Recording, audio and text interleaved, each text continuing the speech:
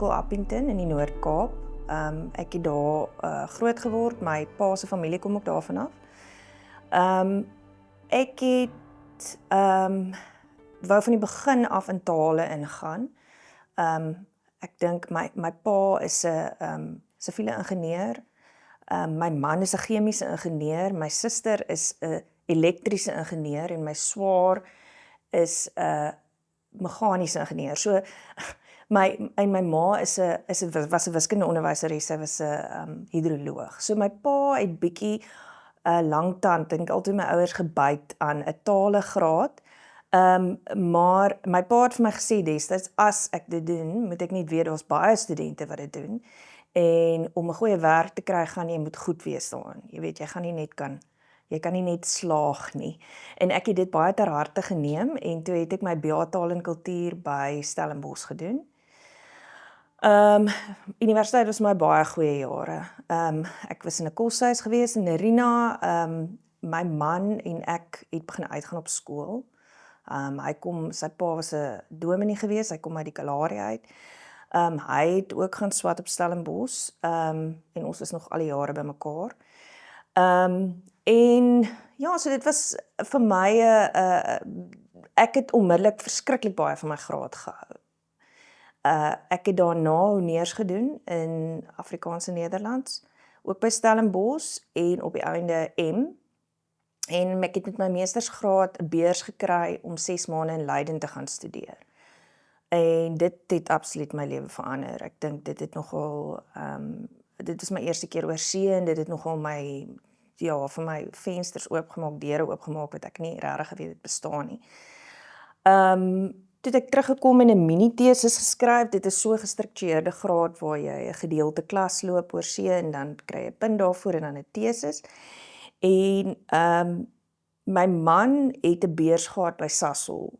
Hy is 'n chemiese ingenieur en hy moet toe sy werk gaan doen, sy beurs gaan afwerk by Sasol. En ons twee is toe daarna na die Noordweste toe. Vrystaat, hy was aanvanklik in Mpumalanga. En toe het ek 'n werk begin in die veld van akademiese geletterdheid by die Universiteit van by Noordwes Universiteit. Dit was vir my moeilik aanvanklik want dit was nie eintlik in my vakgebied nie. Jy weet, ek het eintlik in letterkunde gestudeer, alhoewel ek taalkunde as vak ook gehad het, maar hierdie is akademiese geletterdheid is baie meer, dis soos 'n dienskursus. En dit help dis alle studente van alle vakke om te skryf. Ek dink ek het waardevolle goed daar geleer. Ons wou altyd terugkom Kaap toe. So na so 3,5 jaar het my man 'n pos gekry by 'n navorsingsentrum van die Universiteit van Johannesburg wat in Stellenbosch was. En ek het toe nou die werk gekry by UWK. So ek is nou al hier sedert Augustus 2011, soos ek sê, hierdie jaar 15 jaar. Ek is baie gelukkig hier. Ek gee letterkunde, maar ek gee ook nog steeds 'n een moduletjie wat so 'n bietjie van 'n akademiese geletterdheid iets is. Ek dink deesdae, omdat daar so min personeel is in taaldepartemente, moet jy 'n bietjie van 'n breër aanbod kan gee. So in daai opsig het dit my gehelp. En ek is nou senior lektor al vir so 4 of 5 jaar dink ek. My navorsingsfokus is baie sterk hier ook bepaal deur wat my studente doen. My dekaan my vorige dekaan het gepraat van 'n research focused teaching. So my studente is 'n groot belangstelling in swart Afrikaanse skryfwerk wat ook 'n fokus van die departement is. So baie van my navorsing gaan deesdae oor dit, veral vroue skryfwerk, feminisme. Maar ek werk nog steeds in kanonisering ook. Dit is waaroor my PhD gegaan het. Ek het 'n PhD ook gedoen. Dit het ek vergeet om te sê. By Stellenbosch ook 'n PhD gedoen. My medestudieleier was van die Universiteit van Gent. En dit ek dit was ook vir my baie interessant. Ek het 'n bietjie tyd spandeer in België, wat ek eintlik nie goed leer ken het in my tyd in Leiden nie. En dis dan ook hoe ek 'n soort van betrokke geraak het by die Sentrum vir Afrikaans en die Studie van Suid-Afrika van die Universiteit Gent. Ek is so nou ek was al 'n gasdosent daar, ek is nou betrokke by 'n nagraadse studie daar. En ek het goeie vriende in daai sentrum gemaak en die hele situasie daar redelik goed. Hulle doen natuurlik baie goeie werk in Afrikaans en oor Suid-Afrika sonder om in Suid-Afrika te wees. So dit is 'n belangrike fokuspunt vir navorsers in letterkunde in Afrikaans in Suid-Afrika. Ja, publish or perish, né? Ja, ons is onder groot druk om te publiseer en 'n universiteit soos hierdie een is eintlik een van die goed wat ek hou van die universiteit ook baie is baie bewus van die feit dat navorsing nie net voortdurend moet plaasvind nie, maar dat daar 'n koneksie moet wees met die area wat jy bedien. So byvoorbeeld by 'n bevorderingsgesprek moet jy kan navorsing wys, jy moet kan wys wat jou teaching, jy weet wat jy gedoseer het, maar jy moet ook kan wys wat hulle noem community engagement. En dit bedoel dan nou nie noodwendig dat jy in die sopkombuis werk nie, dit beteken wat doen jy om wat jy doen te vat na die mense, die area waar ons is. Dit kan dan ook gesien wees as wat hulle noem academic citizenship en dit is dan nou goed soos op pryspanele dien, resensies skryf in die koerant ensovoorts. So ek dink nie dit is noodwendig, ek dink dis eintlik 'n positiewe ontwikkeling. Jy weet dat daar 'n nouer verbintenis is dat 'n universiteit nie in 'n borrel funksioneer nie, maar dat daar 'n verbintenis is met die mense, want op die einde is 'n universiteit 'n diensinstelling, jy weet. Ons is besig om mense op te lei wat gaan werk. So dit kan nie heeltemal geïsoleer wees. Ons sit nou net hier en ons lees vir Shakespeare en filosofeer en jy weet ons studente moet werke kry eendag. Hulle moet kan as burgers funksioneer in hierdie land of waar ook al hulle opeindig. So ek dink dit is nogal 'n belangrike ding. Wat kanoniseer, wat die plek van kanonisering betref, ja, jy weet dit gaan maar oor daai hele ding van kultuurgoed ook. Daar's plek vir verskillende goed. Daar's plek vir Mozart en Bach en daar's plek vir Kerdern. Jy weet, daar is plek vir verskillende goed en mense het verskillende voorkeure. En dit sal regtig hartseer wees as ons nou 'n letterkunde raak wat net fokus op massaproduksie en nie meer boeke skryf wat regtig op 'n intellektuele manier en omgaan met goed soos hierdie geweldige gekompliseerde geskiedenis wat ons het. Of daar's nou 'n absolute opbloei in swart Afrikaanse skryfwerk en wat baie van hierdie boeke doen is hulle begin regtig verhale stel vir wat sommige mense nooit in hulle lewe sou andersins gelees het nie. Jy weet, ons is nog steeds die nalatenskap van ons politieke situasie is dat ons maar nog steeds baie apart leef. Nou lees mense boeke wat geskryf word deur bruin of swart Afrikaanse skrywers en hulle kry net 'n ander perspektief op die lewe. So nie dat ek nie sê dit gebeur nie in genre fiksie nie, maar die fokus is nie noodwendig, dit is dalk eerder om 'n liefdesverhaal of 'n moord. En ja, dit raak hierdie temas aan, maar die manier waarop dit ontgin word in soort van soos 'n digbundel of 'n roman, soos iets wat nou geskryf is deur Eugene van Kirby van der Merwe. Dit gee net vir jou regtig 'n ander blik op waar ons vandag is in ons geskiedenis. Dit is so, universiteite raak al meer bureaukraties. Dit werk al meer soos besighede. Hier's 'n klomp ouer akademici soos by hierdie instansie wat baie weerstand teen dit bied en ek dink dit is fantasties.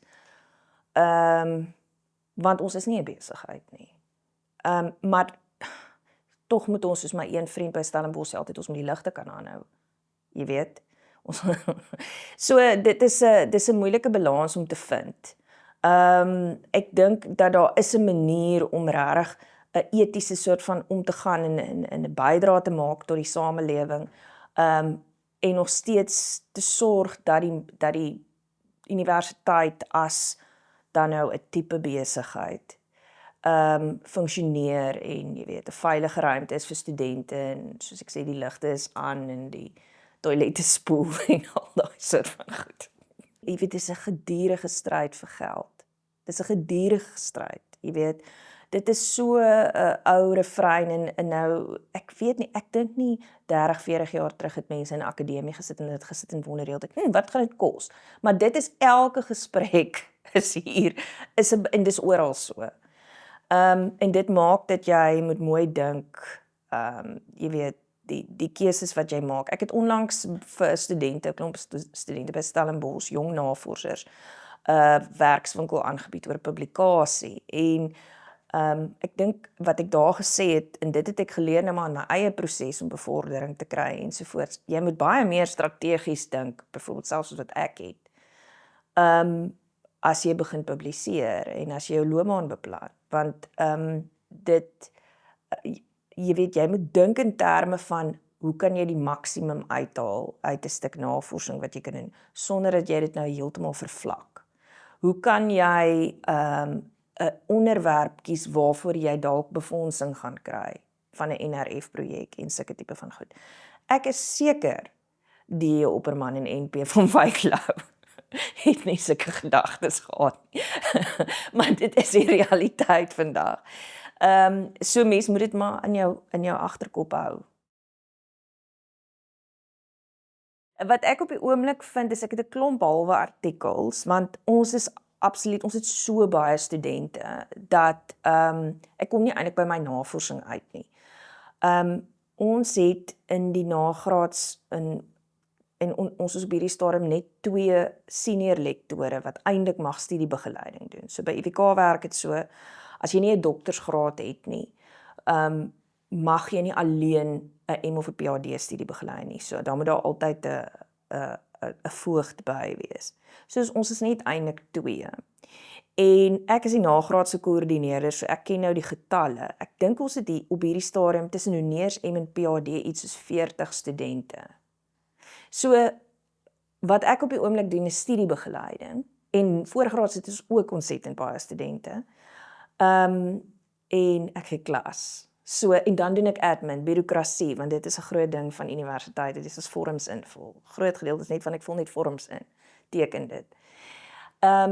So ek kom eintlik min by my navorsing uit en ek dink daar's 'n hele klomp goed wat ek sien baie interessante goed wat ek graag oor sou wil skryf, waarby ek nie uitkom nie. Ek het nou 'n artikel het ek en een van my PhD studente geskryf oor representasies van Khoi vroue in Afrikaanse letterkunde en toe het ons gewerk met Sarah Baartman en Krotoa en daar is al baie oor dit geskryf, maar ons het spesifiek 'n teorie wat ons ook nou maar van die Amerikaners gekry het, kritiese fabulasie gebruik. Dit gaan oor die idee van hoe jy herbedink die stemme van mense wat eintlik onmoontlik is om voor stemme te gee.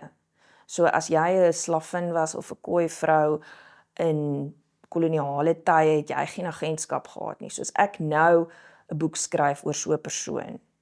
Wat kan ek doen sonder om approprierend te wees, om daai, jy weet, figure stem te gee? En dit was vir my interessant. Ek dink daar's baie wat oor dit nog geskryf kan word. Ek is ook deel van 'n projek wat Bibi Burger van die Universiteit van Kaapstad mee besig is. Dit is 'n boek oor die rol wat Diana Ferris gespeel het in die soort van feministiese skryfwerk, maar oor die algemeen in skryfwerk in Afrikaans vandag. Sy was 'n voorgangerfiguur. So ek skryf daarvoor ook 'n artikel. En dan het ek en die Gentenaars is besig met 'n artikel ook wat spruit uit 'n paneel wat ons aangebied het by ECAS. ECAS is 'n soort van 'n Europese navorsingsvereniging oor Afrika. En hulle het 'n baie interessante kongres dit was in Praag gewees in laas jaar in Julie, waar ons 'n paneel gehad het oor South African literature. En daarin het ons spesifiek gefokus op wat ons benoem mother authors. So vroue wat voorgangerfigure was en hoe die tradisie wat daarna kom opvolg, maar ook teenstand bied teen dit. Ek het gefokus op Ferris, maar ook op eiwers en krog. So daar's ook 'n artikel waaraan ek nou nog werk. So ek het 'n paar halwe goedjies wat klaar gemaak moet word. Maar daar is regtig, jy weet, mense so ek is altyd bewus van al die materiaal wat daar eintlik is om oor navorsing te doen. Mense het net nie altyd die tyd nie. So dit is nie vir my 'n probleem om materiaal te vind nie. Die tyd is meer die hoofprobleem. Iets wat vir my ook baie interessant is, en ons het so tentatief begin werk daaraan, ek en 'n kollega van Noordwes Universiteit, Janine Linde, en ook my PhD-student, is oor waaroor word navorsing op die oomblik in Afrikaans en Nederlands gedoen. En spesifiek in ons vakgebied nou, in Suid-Afrika, die Departement Afrikaans en Nederlands. Want dit is baie interessant, dit gaan absoluut deur soort van ook golwe. Ek het gesien toe ek 'n student was dit ruimte en identiteit en toe haak ek ook daaraan aan. Maar dit beïnvloed jou sonder dat jy eers regtig dink daaroor, want dit is waaroor daar vir jou klas gegee word ensovoorts. Dus dit haak ook eintlik aan bietjie by kanonisering. Jy weet waaroor skryf mense op daai stadium? Wat is die bemoeienis in letterkunde en in navorsing? So daar is 'n baie, dis ook eintlik meer 'n empiriese projek. En dan iets soortgelyks, ek en my mede-redakteur by TNA wil 'n soortgelyke studie doen van wat in TNA gepubliseer is. Want TNA is eintlik 'n tydsdokument oor waaroor Afrikaans en spesifiek Nederlands, daai interkomparatiewe navorsing waaroor dit gaan en waaroor skryf hierdie mense? Waaroor het ons geskryf die afgelope 30 jaar? So sulke goed is my interessant. Dit skakel met my PhD ook. Daai hele ding van om soort van 'n bietjie van 'n hoër blik te kry, waarmee hou ons onsself besig. Ek is baie bewus daarvan dat ek voel ek dink altyd oor waarmee ek myself besig hou. Dit moenie net jy weet, ek dink oor waaroor ek skryf en hoekom skryf ek daaroor. En ja, hierdie is vir my dink ek belangrike vrae om te vra. My man het, soos ek gesê het, vir 'n navorsingsentrum gewerk by van die Universiteit van Johannesburg. En hulle dit was redelik destyds in die nuus ook. Daar was ongeruimthede en die sentrum is toegemaak. PTIP was sy naam. Toe het hy lank gesukkel om 'n werk te kry, want hy is ook, soos wat baie akademici is, gespesialiseer. En toe het hy 'n werk gekry by SCKN, dis die Belgian Nuclear Research Center. Hulle is tussen niks en nêrens vir as daai particle accelerator ontplof. Daar in die Belgiese platteland naby die Nederlandse grens. Die dorpie se naam is Mol. En hy is nou al daar van 2019 af. Dit sou 'n 2 jaar reëling gewees het tot hy 'n werk gekry het. Hy spesifiek in België aansoek gedoen, want ek was op daai stadium in 'n kongres vir 'n kongres by Gent en Yves June het vir my gesê, maar ek kan dalk by hulle geaffilieer raak, as my man 'n werk daar kry, wat ek toe nou ook gedoen het, en dit was my sover 'n baie positiewe ervaring, en ek het baie geleer ook by Gent, oor hoe ander universiteite werk, ook daarna gasdosentskap by die Universiteit van Leiden gehad, vir so 6 weke, wat ook vir my baie interessant was. Maar so ons is nou al vir 7 jaar, van dit was my kind se graad 1 jaar, soort van tussen 2 lande. My kind was daar in graad 1, 2 en 3, ook by Typ skool. En ons het 'n woonstel daar in die dorpie Dessel, wat nou nog kleiner is as Mol. Dis is Mol, Appington is Dessel, Kakamas. So daar gaan niks aan nie. Ja, dit was vir my absoluut, so ek het nou Belgiese verblyfreg op die stadium, ek het nog nie 'n Belgiese paspoort, ek is nog nie 'n burger nie, maar dit behoort ergens te gebeur, en dit was vir my 'n baie interessante ervaring, want ons het veral met COVID ook, was ek baie daar, en ons het nou gesien hoe die lande dit verskillend hanteer. Ek het nou 2 onderwysstelsels ervaar, 2 universiteite. Ek het al van tevore vir Litnet oor dit 'n artikel geskryf, juis in COVID, hoe hulle dit hanteer het. Ek dink die duidelikste ding wat ek agtergekom het na 7 jaar, is dat ek op die einde toe nou maar 'n Suid-Afrikaner is en nie 'n immigrant nie. Is my lekker om daar te wees vir so 'n paar maande en dan mis ek die son verskriklik baie. Die Noord-Kaapse bloed is daar sterk. En ek mis my mense. Die Belge is 'n ongelooflike gereguleerde samelewing. Daar is ontsettende burgerlike verantwoordelikheid. Dit is altyd vir my ongelooflik, jy weet, dan loop jy daar, dan gooi iemand 'n papier, iemand anders gaan dit onmiddellik optel en in die drom sit. Ons almal wag by die rooi lig, al is daar geen kar nie. Jy weet, daai soort van ding, daai ontsettende net burgerlike sin, verantwoordelikheidssin, geen padwoede nie, daai soort van goed nie. Maar dis nie Suid-Afrika, dis nie my mense nie. En ek is altyd, as ek so as die vliegtuig so land, na ek so 'n paar maande daar was in Kaapstad, dan voel ek my nou, as ek by die huis, jy weet, nou is ek by die huis. Maar, jy weet, my kind se identiteit lyk anders, hy het nou sy, eintlik vanuit hy kan onthou, was hy nou so daar en hier. Hy sê hy is 'n Suid-Afrikaanse Belg, of 'n Belgiese Suid-Afrikaner. So ek vermoed hy sal dalk eers vir 'n tyd lank daar gaan woon, miskien nie. Ek weet nie hoe sy dinge lyk nie. In die huidige onsekere tye waarin ons leef, dink ek is 'n voordeel om so half verbintenis hier en daar te hê, maar ek dink ook Europa het my, en om daar te leef, het my oor 'n klomp goed bietjie anders laat dink. In die sin, ek het besef dat daar sekere goed wat ons Suid-Afrikaners ook glo en wat nie noodwendig waar is nie. Jy weet, seker maar die omgekeerde is ook waar. Mense word maar beïnvloed deur jou, deur jou omgewing. Ons situasie, ons het baie uitdagings in Suid-Afrika. Dis een ding wat ons glo, jy weet, ons is verskriklik in die verdrukking. Maar ons bly ook in 4 slaapkamerhuise met tuine en swembaddens wat geen mens in België het, behalwe as jy een of ander aristokratiese verbintenis het nie. Ons eet vleis elke dag. Ons gaan hou vakansie by die see. Jy weet, daar's sekere goed wat ons dink is maar net normaal, wat eintlik ontsettende bevoorregting is. So, dit is 'n geweldige uitdagende 7 jaar gewees, tussen die twee lande. En as ek gehoor het, dit sou so werk aanvanklik, het ek gesê ek's uit. Nee, ons gaan nie dit doen nie. Maar dit het voordele gehad en ek het 'n paar goed uit dit geleer. Ja, dit is nodig om navorsing in te doen. Dit is baie interessant om navorsing in Afrikaans te doen. Ek dink dit is 'n terrein wat regtig soveel moontlikhede bied. Die navorsing, jy het nou net gepraat van die Amerikanisering ensovoorts, né? Ons weet nou genoeg van Amerika. Jy weet, ons moet nou ander stories begin hoor. Dis juis hierdie probleem van dat daar net soort van een narratief is of een storie en als oor belangrike onderwerpe in een insig en een stem. Dis waar die probleem lê. Die voordeel is verskillende stemme en vanuit verskillende hoeke en verskillende maniere van dink oor goed.